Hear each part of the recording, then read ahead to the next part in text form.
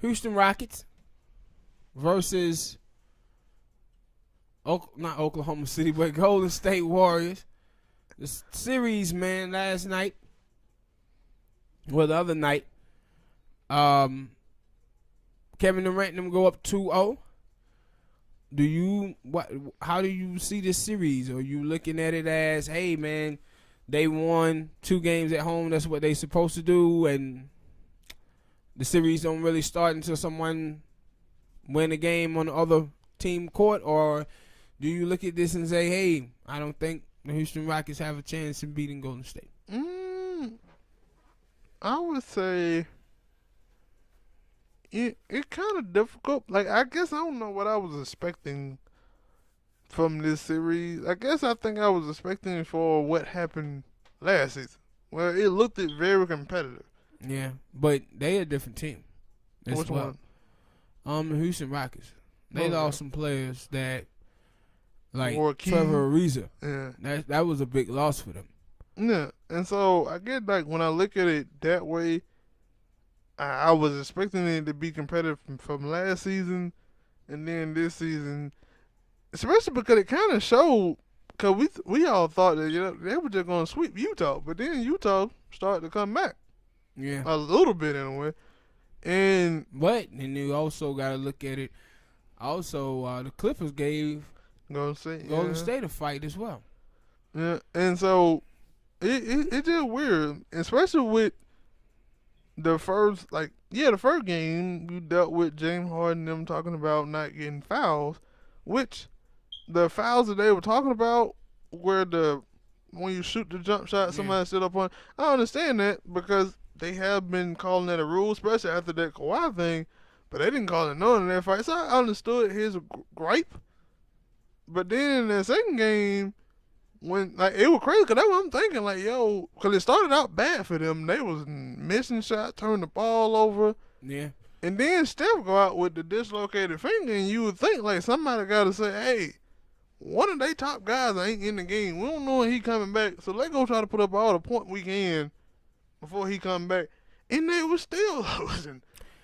Yeah, I think the series is over. And the reason why I do, it's because of the pace.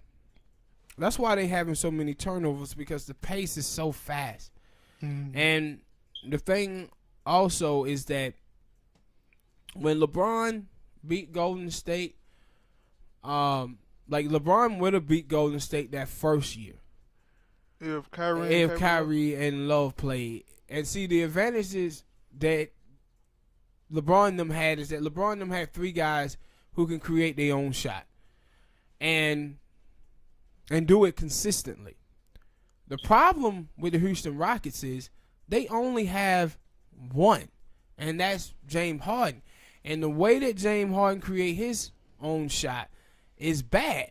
He dribbled the hell out of the basketball. Dribble. And it's the same thing. Dribble, step back jumper, or he goes to the rim.